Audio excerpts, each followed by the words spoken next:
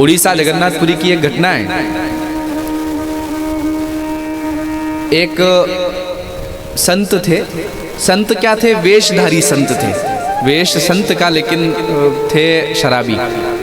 वो शराबी ऐसे वेश धारण करके और शराब पी और बैठे थे। तो एक बेचारा गाय चराने वाला चरवाहा उधर से निकला, तो उसने देखा संत हैं। अरे वाह महाराज, महाराज कोई मंत्र दे दो ना आप, जिसको जप कर मैं भगवान का दर्शन कर पाऊँ। भगवती के उपासक थे वो चरवाहा, तो कि मैं भगवती का दर्शन कर पाऊँ, ऐसा कोई मंत्र दे दो। तो शराब पीने वाले ने ऐसे ही कुछ अशुद्ध मंत्र बोल करके बोल दिया, हाँ हाँ ये ऐसा करो तुम। अब शराब के नशे में बोल दिया, और सिद्ध महात्मा भी नहीं है, लेकिन उस चरवाहे ने बस, गुरुजी ने बोल दिया ना ये मंत्र, तो बस ये शुद्ध है कि अशुद्ध है इस पे मुझे जाना ही नहीं, बस मंत्र दे दिया। तो मंत्र रोज जपने लगा और माँ भगवती का आराधना, दीपक बत्ती आदि करने लगा।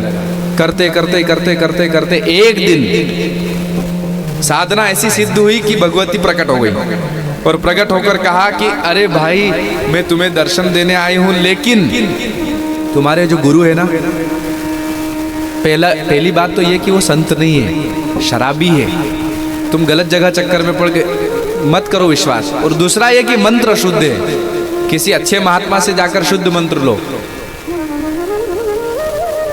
तो उस चरवाहे ने कहा, आप भली माँ भगवती हो, लेकिन मेरे गुरु की निंदा करती हो तो अगली बार दर्शन देने मत आना।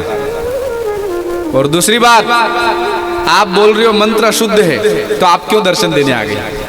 जो शुद्ध मंत्र जपता उसको दर्शन देती।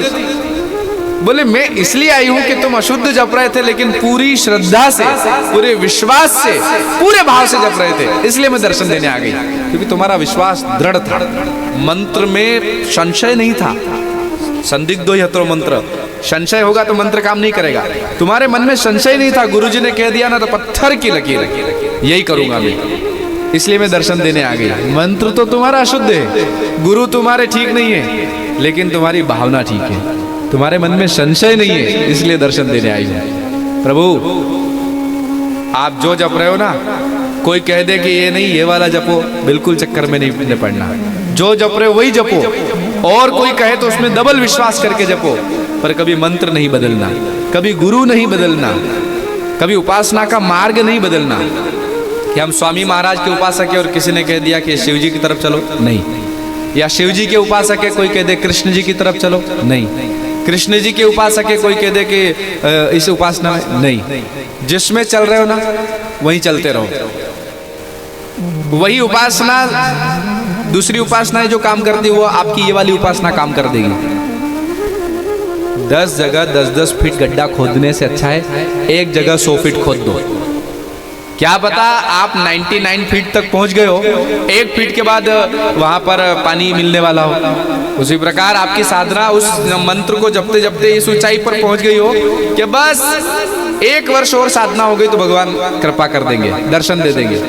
पर आप 1 वर्ष नहीं रुक पाए और अब ये साधना छोड़ी, दूसरी में चले गए, तो वापस दूसरी में ABCD से 1 नंबर सीढ़ी से चलो, फिर वहां तक पहुंचो। इसलिए साधना नहीं बदलना, जो मंत्र मिला है पूरा विश्वास करके